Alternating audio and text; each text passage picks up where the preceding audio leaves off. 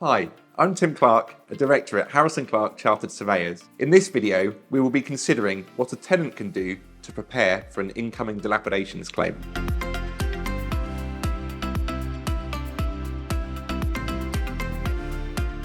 At lease end, it is common for landlords to make a financial claim against commercial tenants. For some tenants, this can come as a big shock, as the sums can be substantial. For more informed tenants, often those that have experienced dilapidations before, there are steps which can be taken to mitigate or reduce a dilapidations claim.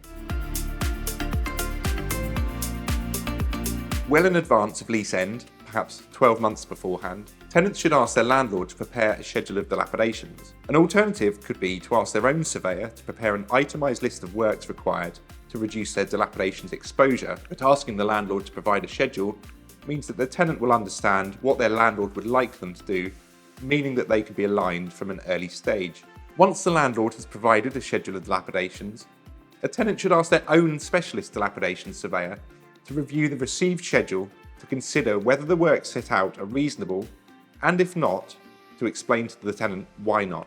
After all, a breach of a lease clause does not automatically mean that a landlord will suffer loss. We have a separate video on how dilapidations loss can be assessed. Dependent on the tenant surveyor's advice, it could be that completing necessary works is deemed to be the most suitable method of addressing dilapidations, or negotiation could be seen to offer the most likely route to dealing with dilapidations in a cost-effective manner.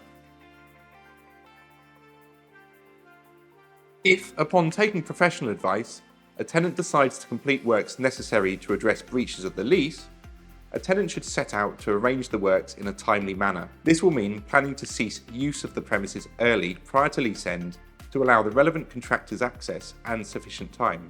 The cost of lost time in occupying a property can be offset by potential savings made in commissioning the tenant's own building work, as in this situation, a tenant can keep control of costs more easily.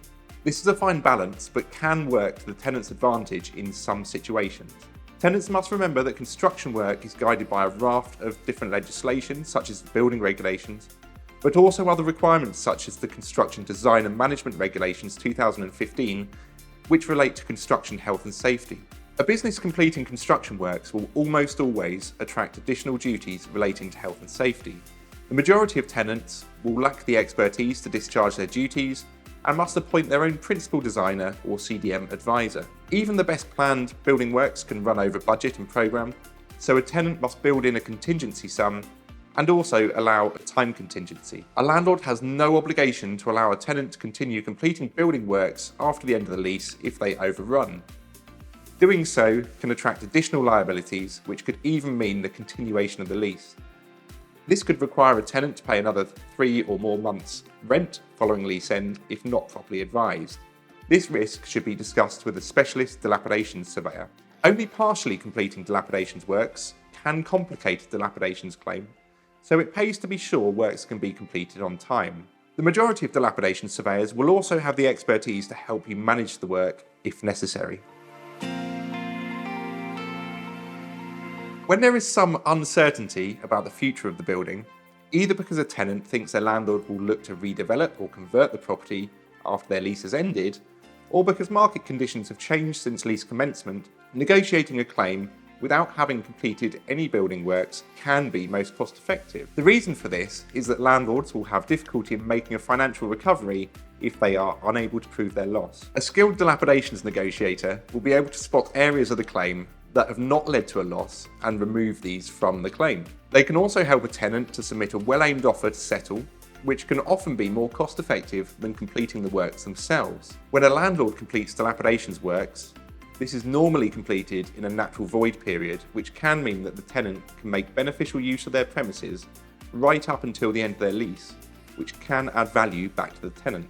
Negotiations can start to take place while the tenant is still in situ, and it is possible to reach a dilapidation settlement prior to lease end. While this is relatively uncommon, this is the result of proactivity on the tenant's part and can give certainty around the cost of exiting a property early.